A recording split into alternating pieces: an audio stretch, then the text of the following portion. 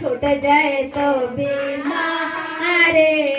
3 time खाइया Radha छूट जाए तो बीमारे नाड़े टोला